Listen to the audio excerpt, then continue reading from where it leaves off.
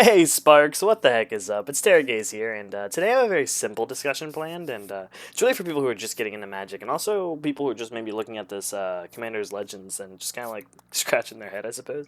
But first and foremost, I want to let you guys know that I do have a giveaway that was featured in my last video. It does include a foiled Soren Markov and 3 Commander Legends packs on its own, and it's still going on. It doesn't end until November 21st, so be sure to watch that video and get some details. Well guys, let's go ahead and talk about Commander Legends, shall we? I personally think this set was actually done really well, and there is obviously a few outliers, and we'll talk about those later, but like, when has that not happened in any set? There's always a couple things that are a little wonky. But there's some awesome cards also in the set though, like we have Kodama being represented with an East Tree now, which is awesome. We're only missing one more of those. We also have a body for Karak's Thumb with Karak the Thumbless. That's pretty fantastic. And we also have some other really awesome cards like Hans, and I don't know if you know who Hans is, but basically this guy who gets killed by big creatures and flavor text all the time.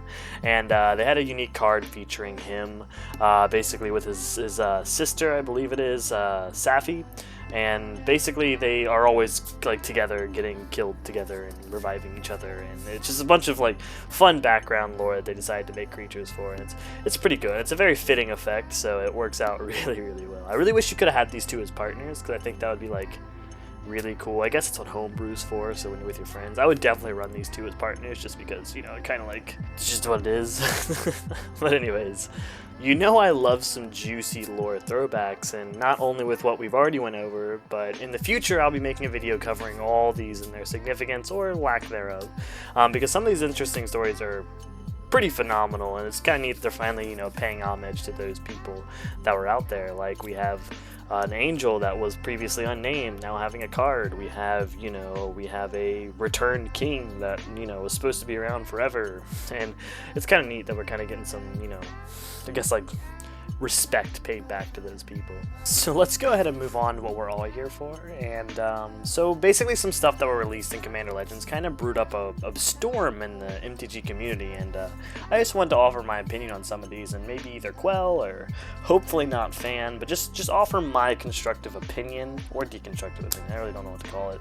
But I'm going to try and stay as constructive as I can and give my opinion to some of these cards and how I feel, what they, you know, what they really are. So with all of that, let's go ahead and jump into the first one. So the first one that broke the internet for a moment was actually Opposition Agent.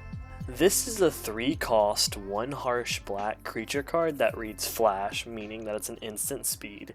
You control your opponent whenever they search for a card in their deck. You may exile the card searched this way, and you may cast it as long as it remains exiled by using any mana. So yeah, I won't beat around the bush at all. This is a very strong card, and it's simple as that. Now, one thing I will say about this card is I don't think it's as strong as other things. Outside of a few cards like Scheming Symmetry and Wishclaw Talesman, it can be really hard to force your opponent to search. So how I really read this card is actually a 1-turn denial, because this is a kill on sight card, and the colors that tutor the most, white and black, have like 8 million removals between the both of them, and if you can't interact with this card on one rotation, then that's honestly on your deck, not, you know, the card's fault. And I would definitely encourage maybe running more interaction in your deck, and that might be just because of how I like to play, but when someone's at my door, I think it's rude to leave them there, so I might as well answer it, right? Though a lot of my play group runs a lot of combos, so I suppose it's really up to your play group, but if I don't have answers for things that they drop, they normally win the game. So I have to be very cautious. I, for one, am actually really happy that there's a little bit more interactions with tutors, because tutors are by far the strongest thing in this game, in my opinion, and a lot of combos require 1 or 2 cards to totally win the game. So I personally prefer Battle Cruiser decks, so this will be an awesome addition to deny the combo players and keep them playing an honest game of Magic. Next one, following the same format, is Hull Breacher, and this card I can definitely agree is broken, and the full hand denial is kinda nuts. So Hull Breacher is a 3-cost, 1 harsh blue that reads Flash, so also instant speed. Anytime opponent would draw a card, instead you make a treasure token. So it's a replacement effect, and it's kinda bonkers. Now combine this with Windfall or anything similar, and now you have 21 treasures and your opponents are all top decking.